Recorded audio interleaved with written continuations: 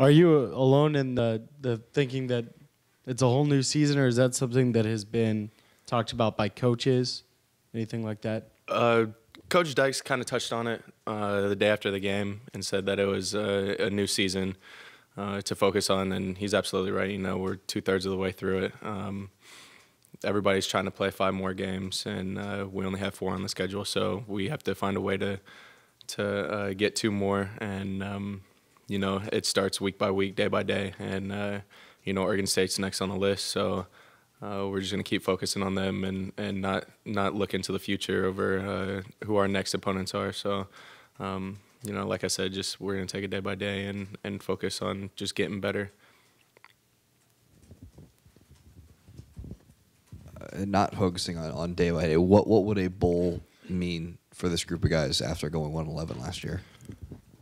A bowl is big, and a lot of the freshmen and you know, some of the underclassmen don't realize, you know, what type of experience that gives this program, and just, you know, everybody around it. You know, the alumni base is, everybody's happy around here. So my freshman year, we went to a bowl, we went to the Holiday Bowl, so I kind of kept to experience a little bit of the treats and things like that come with that. So you know, I know what the experience is like, and a lot of people that hear about things and things like that, and you know, everybody wants to go to a bowl game, but it comes down to, you know, doing the little things right and making sure that we get all these details down, and pursuing in the right direction to make it to a bowl game. And you know, like I said, it's just day by day and game by game, and you know, at the end of these next 4 weeks, we'll count them up and see you know, where we stand. And it's just right now we really need it. We need it for this team, for this program, and you know, for this university. So we're going to do everything that we possibly can to make sure that happens. Have you told some of the younger guys? Have you had conversations about telling them what it's like to go to a bowl game, or have they asked you? Absolutely, yeah. We have conversations about it all the time. I mean, it feels like each year, you know, the class that I come in with just gets smaller and smaller, and it's crazy seeing, looking around the locker room and, you know, seeing who you came in with, and how old I truly am on this team.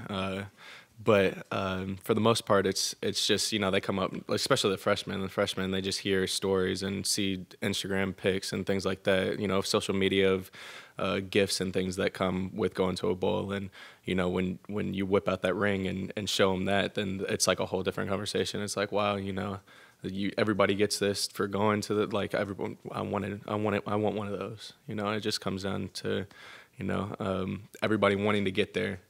And, you know, especially the freshmen and underclassmen that haven't been to a bowl game. And it's just, you know, it's one of those things that, you know, you go to college and you expect to play on a great team and go to bowl games and things like that. And, you know, it's in our grasp. And it's nice sitting here and being able to say that it's there. It's there. It's up for the taking. It's not impossible. So. What's it do for you guys knowing that maybe compared to 1 year ago, this is a realistic thing that is right there for the taking? What do you think that does to your mentality or coming to work, all that good stuff? I mean, you know, I honestly believe every single game is just as important as the last, and, you know, as the next. And, you know, it really doesn't change our focus or our mentality too much, thinking about, you know, later on down the season and awards and prizes and things like that. That doesn't really, you know, get us motivated. It's just going out there and winning as a team. You know, that's what we keep fighting for, because everybody has had that taste of success and knows what that feels like. You know, going back in the locker room and singing our songs and rallying up and jumping around and things like that. That's what gets everybody motivated to go out there and play their best. Okay, any further questions for Daniel? Daniel, you stayed pretty healthy, it looks like, this year. How are you feeling right now? You're 8 games in, and you've gotten a lot of action, carried the ball a lot, caught the ball a lot. How are you feeling? I feel great. I feel real good.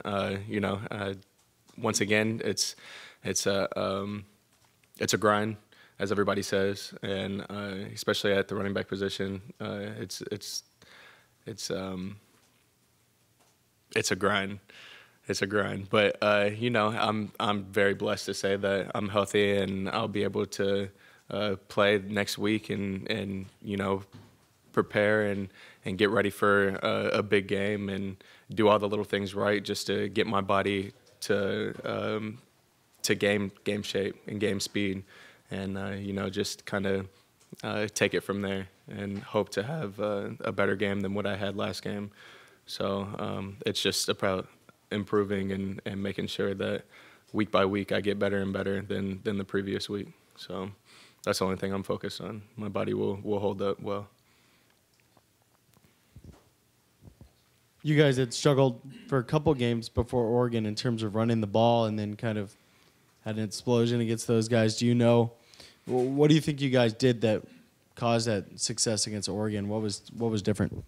Our offensive linemen played the game of their life, and you know, going back on film when watching it, you know, we had our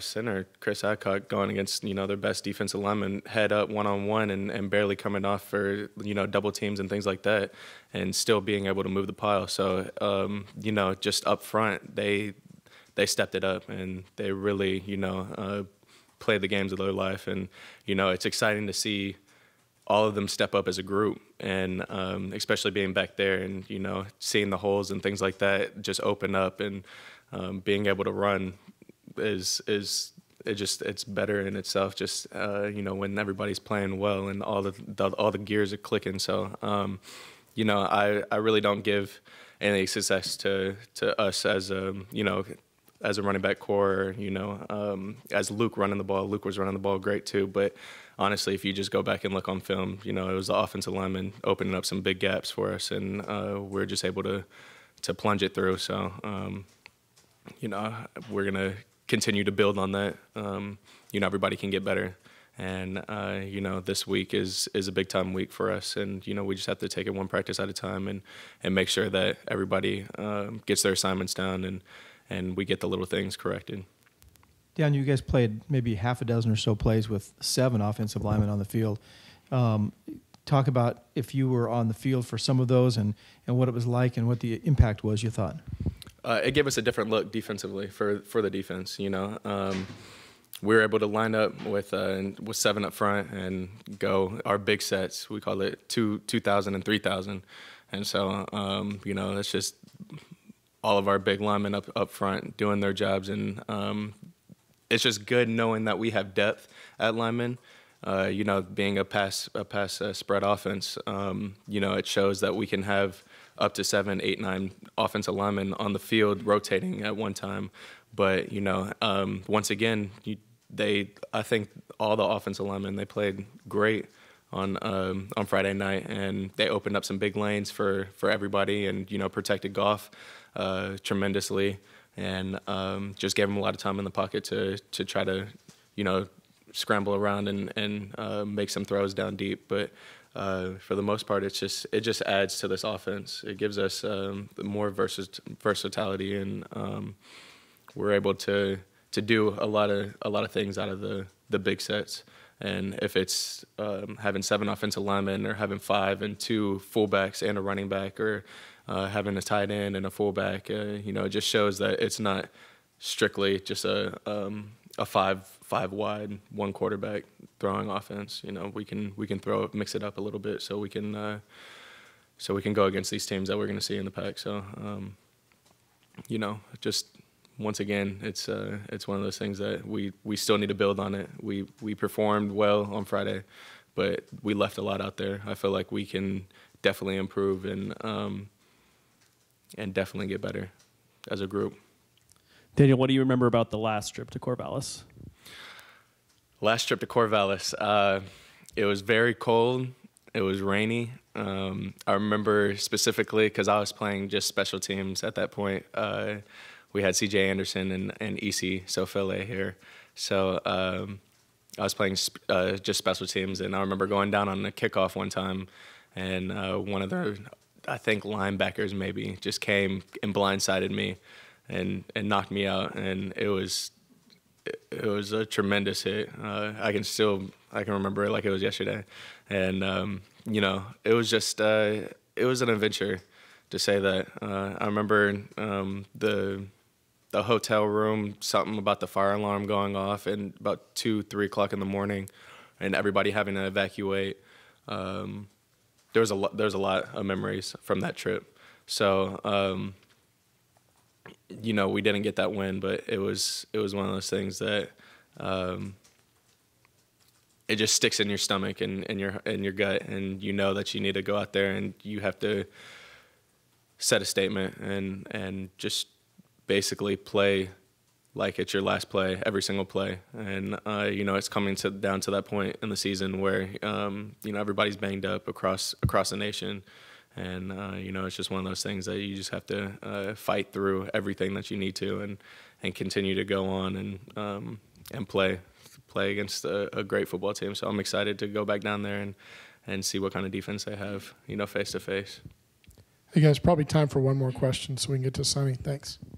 The fire alarm going off in the middle of the night, did you guys find that suspicious, or did you figure out how Absolutely. that happened? No, that was very suspicious. I didn't understand what was going on at that point. I think someone said someone threw a smoke bomb down the stairwell, and a lot of people were freaking out because, you know, once a fire alarm goes off, you're supposed to take the stairs to evacuate. And once you open the stairwell door, there's a bunch of smoke coming up, so you didn't want to take the stairs. So it was very odd. Yeah, there was some smoke downstairs. I don't know if it was a fire extinguisher or a smoke bomb, something, but I remember it being very late, and I was the only one freaking out, telling everybody to evacuate, but a lot of people were saying that it's just like a precaution thing. But, you know, I didn't want to stay in a burning building, so I was trying to be the superhero and pull everybody out and make sure everybody was safe. But, you know, yeah, that happened in the middle of the night, and it was... No one got any sleep, but we played that the following night, so we had the whole day to recover and, you know, kind of get rested up. So we guys put people at all the key spots now, make sure that no saboteurs arrive to switch? Oh yeah, exactly. We need to make sure that everybody's watching those switches pretty guarded.